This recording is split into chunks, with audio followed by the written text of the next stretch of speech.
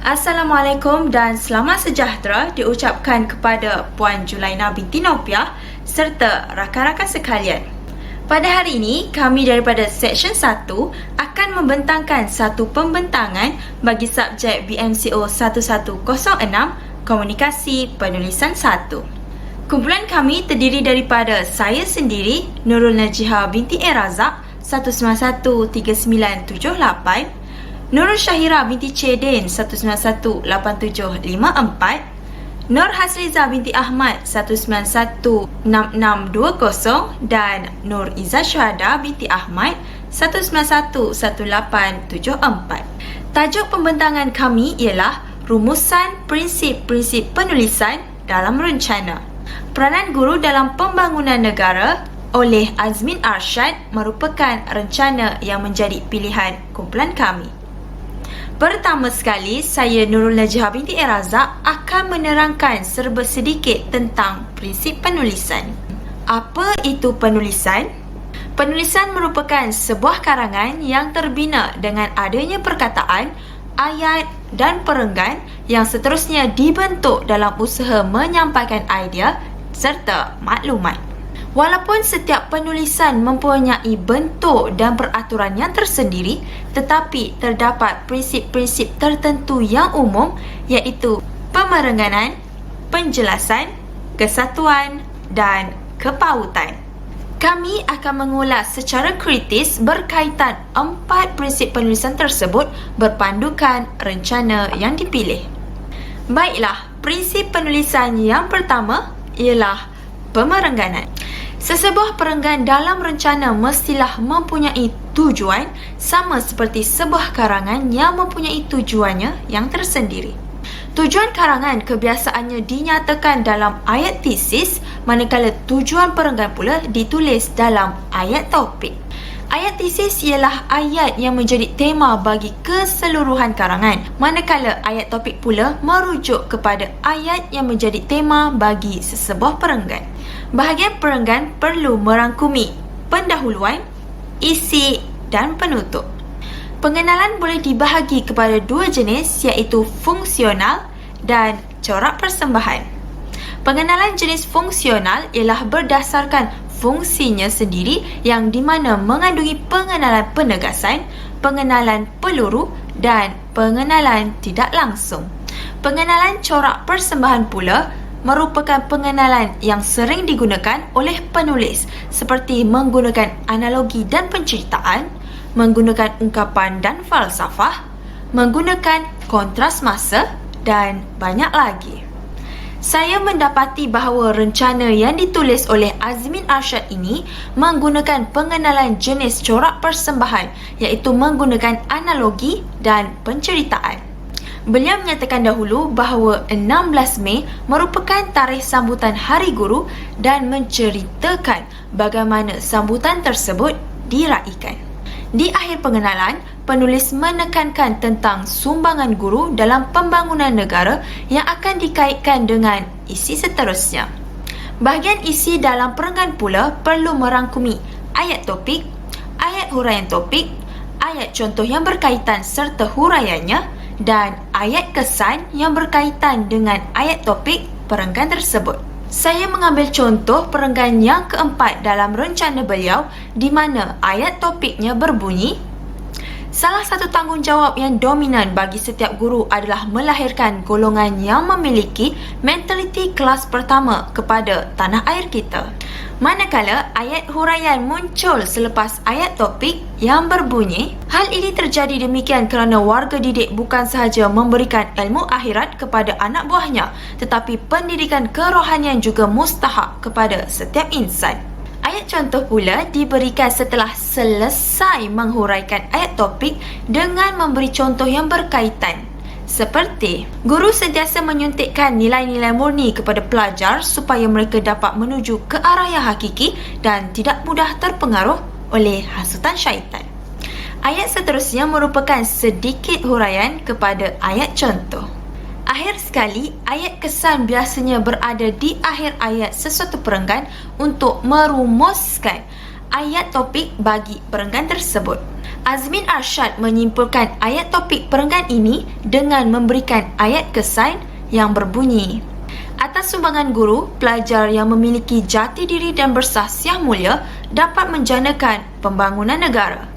Kedudukan penutup pula berada di akhir perenggan bagi setiap karangan serta dimulakan dengan penanda wacana, kesimpulannya, natijahnya, konklusinya, sebagai penutup dan banyak lagi. Penutup juga disertakan dengan kata-kata semangat, kesan sesuatu perbuatan, harapan penulis dan saranan yang bersesuaian dengan tajuk karangan. Penulis rencana ini memilih natijahnya sebagai permulaan penutup rencana dan menyatakan bahawa peranan guru sangat penting serta saranan kepada para guru untuk membimbing para pelajar dengan lebih cemerlang. Seterusnya, saya serahkan pembentangan ini kepada pembentang yang kedua. Terima kasih saudari Najihah. Baiklah, saya Nurul Syahira binti Cik Din akan meneruskan pembentangan hari ini dengan prinsip penulisan yang kedua, iaitu penjelasan. Prinsip penjelasan adalah untuk memberi makna penulisan idea yang terang dan nyata serta dapat difahami dengan mudah.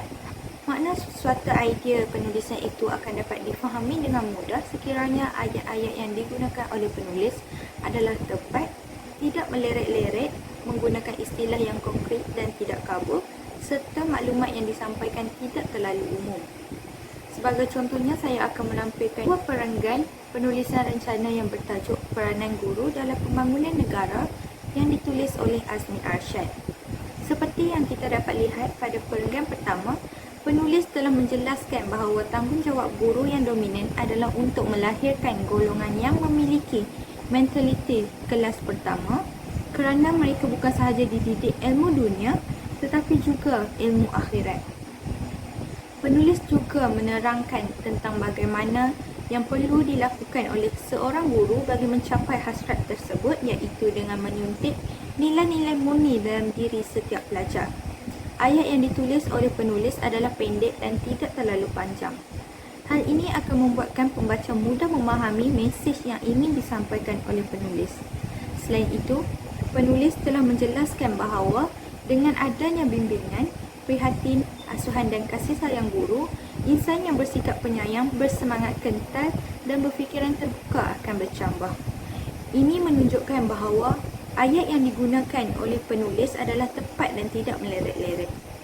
Di samping itu, pada perenggan kedua pula, penulis telah menjelaskan pengorbanan guru dalam melahirkan anak watan yang berguna.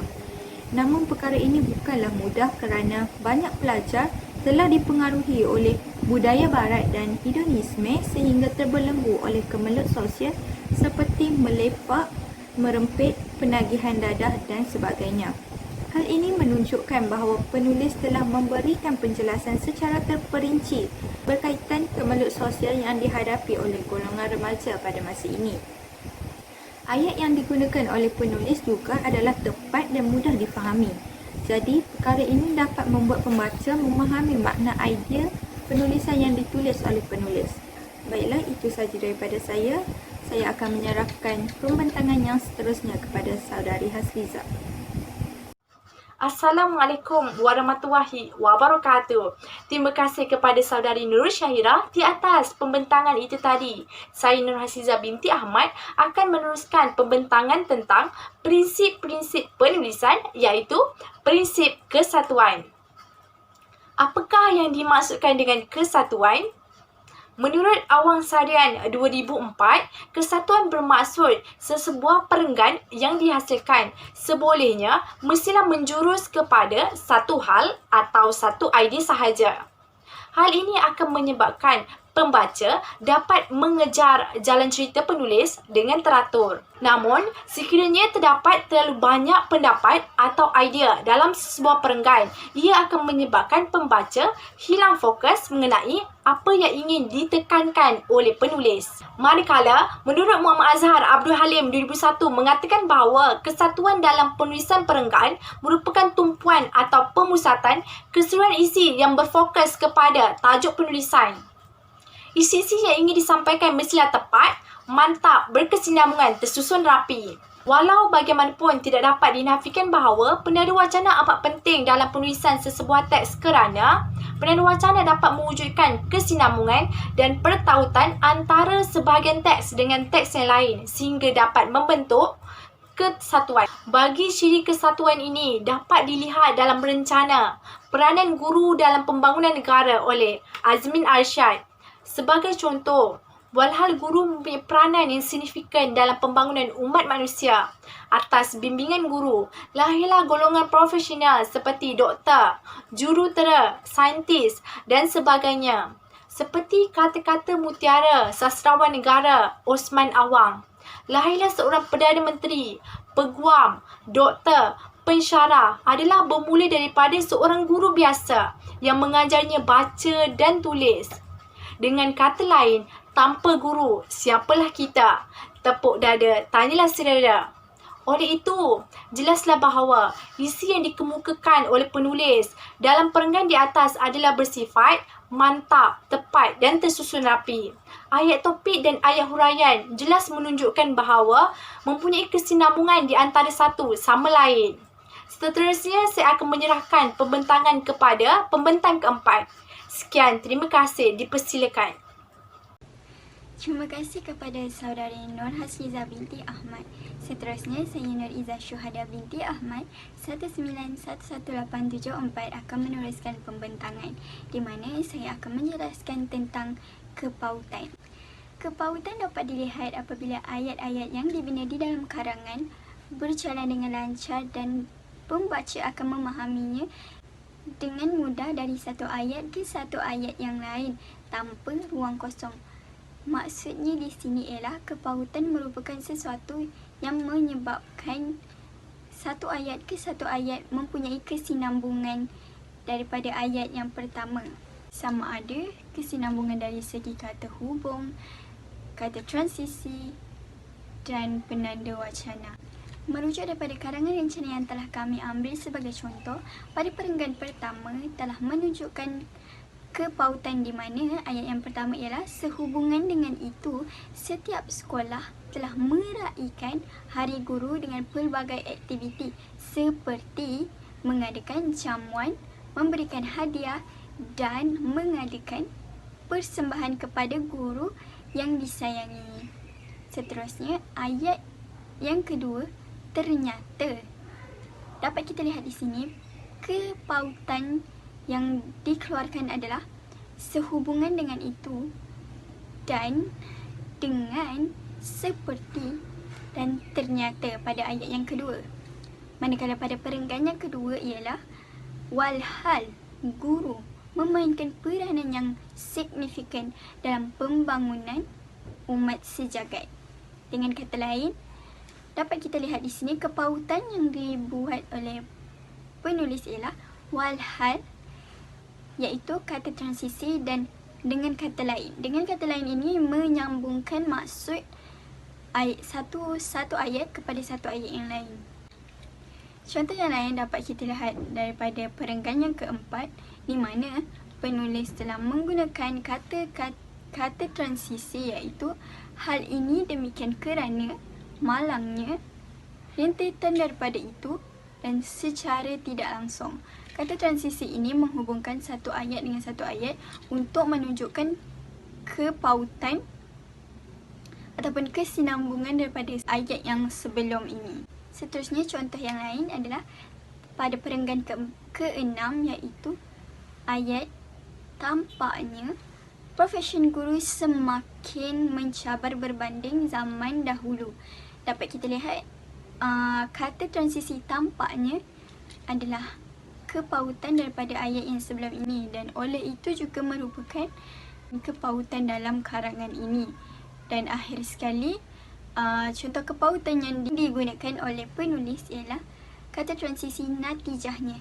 Natijahnya ini digunakan untuk mengakhiri ataupun membuat sebarang kesimpulan ataupun konklusi daripada seluruh karangan yang dibuat oleh penulis. Sekian saja daripada kumpulan kami. Sekian, wabillahi taufiq wal hidayah. Wassalamualaikum warahmatullahi wabarakatuh.